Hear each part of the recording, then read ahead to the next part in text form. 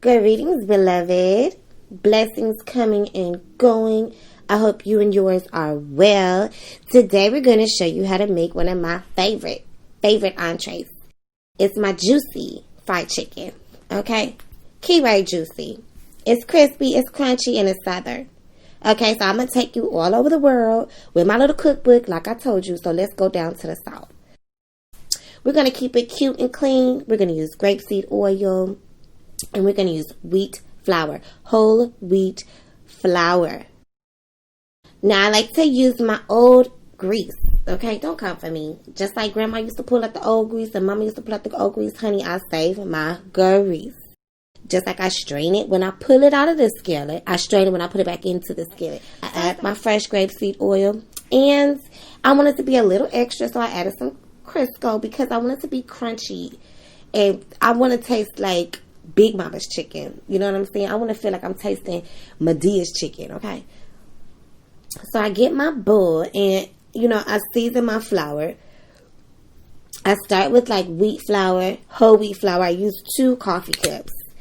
And as far as my seasoning goes, you will see in my other video how I make my fried chicken seasoning. But you can pretty much use anything as long as it's salt and pepper, a little seasoned salt, whatever would have you. I take my herbs that I use in my seasoning, I throw them in the dry blender. Honey, the dry blender is my best friend. Let me tell you, I blend everything, stuff that don't even make sense. And when I tell you, when you blend your seasonings, either in a dry blender or a coffee grinder, honey, it will marry and it will literally melt into the chicken, thus melting in your mouth. Okay? So I like to go ahead and plan ahead. I make my seasoning in bulk. I store it in tiny little mason jars. And I would say it's about, 2 to 3 meals out of each jar, whatever. But you can use a big jar. You can use a small jar. You can use an old pickle jar. You can use a Ziploc bag. Whatever makes you happy, sweetie. But sometimes you might want to plan ahead so you don't have to work so hard. I don't know. I'm just saying. Now I clean my chicken with the knowledge of God himself, okay? I clean everything I can from that chicken. If I see anything wiggling, jiggling, I pull it and I remove it, okay? I also perforate the mess out of my chicken because what's the point of using all this seasoning, all this flavor if it's not going to go all the way to the bone? Now work with me. Walk with me. I add my Worcestershire sauce, okay? The one I like to use is Dale's. I don't shout out nobody really, because I don't have no sponsorships at this time.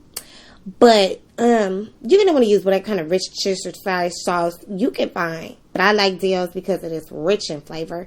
And I think it's from like the Midwest or the South or something. So I go in with my fried chicken seasoning blend, which I blended.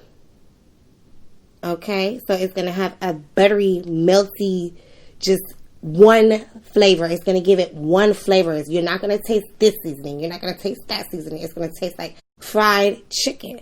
Okay. I add my seasoning, my Worcestershire sauce, my buttermilk, my pepper because my seasoning is high in salt. My Worcestershire sauce is high in salt, and it's going to really give me all those yummy flavors. So I'm going to go ahead and use it as a salt and then use my black pepper. Now, you can use cayenne pepper and black pepper, whatever you want. But you're going to want to eyeball it. You're going to want to use your common sense, okay? Now, the one thing about soul food, it takes 2 things. Your common sense and your intuition. You have to follow your intuition. And you're not going to put a cup of black pepper on 2 pounds of chicken. Just don't do that, let your soul be your guide. Make sure it feels good. Make sure it smells good. And make sure it looks good. And you really can't go wrong. Less is more, really, truly. Okay, so boom. I store mine in a container overnight. Because I do have the time. If you don't have the time, when you buy your chicken, do this and freeze it off. That way you could just pull it out the freezer. You come home from work. On your way to work, you put it in the refrigerator. You come home. Boom. You let it get room temperature. You fry it. Boom. Make it a salad, whatever.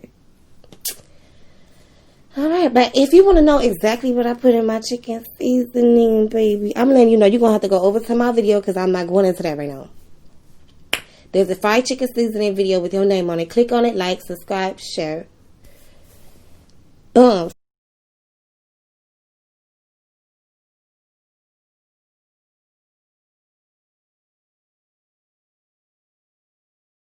Back to my bowl of flour where we first started.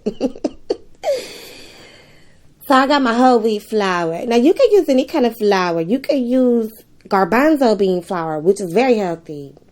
You can use whole wheat flour. You can use regular white flour. You can use any kind of flour. But I try to keep it healthy. I want to live a little bit longer and I want to look young and vibrant as much as possible. So I try to monitor the type of things that I put in my body. Whole wheat organic flour from my local organic market is fine by me. If you want to use garbanzo bean flour, I suggest you do. It's bomb. It's called chickpea flour or basin. You can find it in like an Indian market for like $2. I season my flour with 2 tablespoons of my fried chicken seasoning, a half a tablespoon of black pepper, and a quarter of a tablespoon of cayenne pepper. Okay? And that's all I need.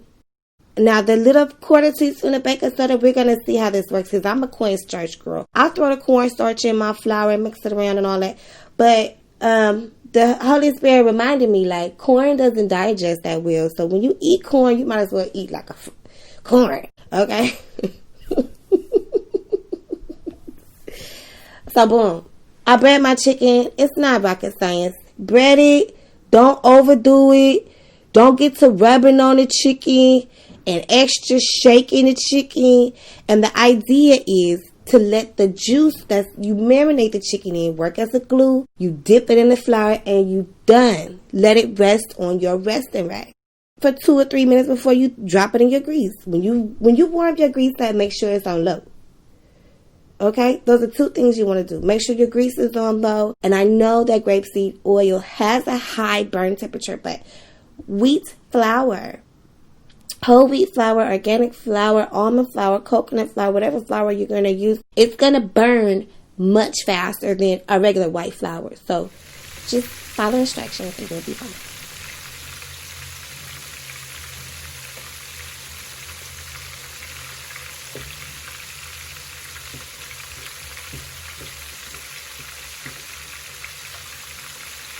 Now, I'm going to go in for the double dip. My family and I, we live for crunchy fried chicken, okay? So what I'm aiming for is extra crunchy on the outside, okay? Full of flavor on the outside, full of flavor on the inside, and juicy on the inside, okay? If your chicken is not juicy on the inside, then you don't know what you're doing. You don't know what you're doing, and you need to just follow instructions.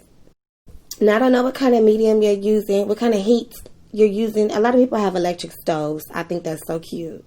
So I've been using my little electric thing so I could kind of like, vibe with y'all or whatever. But my cast iron is like 100 years old. It's a deep cast iron. So it heats up a lot faster and a lot more evenly than most of your newer cast irons, So I'm going to say that there's a method to how I fry my chicken. After I bread it, I let it sit for a little bit. Okay? Now, you can look at some crevices and you can see that that's going to be crunchy just on GP, just like before it goes into the grease. It looks beautiful. Now, when I drop my chicken in the grease, I fry it on one side to the skin is like hard a little bit, but not the chicken done all the way. So I let the skin harden up a little bit and then I flip it to the other side. And then I start the actual cooking process on the second side. So I cook it on the second side all the way through as much as I feel like it's done. And then I flip it back over to the first side and I let it match the other side. Okay? And then I flip it back to the other side just to make sure. Poke a little hole in it. Make sure any of the little juice comes out. Any of the little extra all the way down to the bone is done. And I fry it like twice on both sides. I don't know how long it's going to work for you, but I just take my time. I'm not in a rush. I'm cooking soul food. Okay? And when it's done, you take it out, you drain it, baby. Let it cool off for a little bit. And you just go to town. You just go right ahead. Another thing that I don't do is overcrowd the pan. Please don't be excited. Don't be having your grease on high. Don't be over flooding the pan. Make sure you shake the extra flour off, and don't walk away from the chicken when you're cooking it. If it takes 45 minutes, you don't want to burn the chicken. Now, I'm not teaching you how to burn chicken. Whew. And that's just that on that. You good to go. You can throw that with anything. You can be trifling and pull out a can of green beans. Okay? I'm not going to judge you. You can make some rice. You can have a macaroni salad, a potato salad. You can make with some bread and some hot sauce and some peppers. Okay? You can, let God use you. And when it's done, it's done.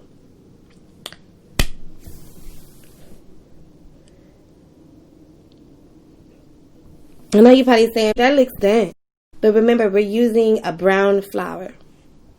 And even though when you grind down the whole wheat, it's kind of like a brownish color. Even when you grind down the wheat, it has a white look, but it's still technically brownish. So when it cooks, it's going to get browner than normal fried chicken, but it's still going to taste just the same.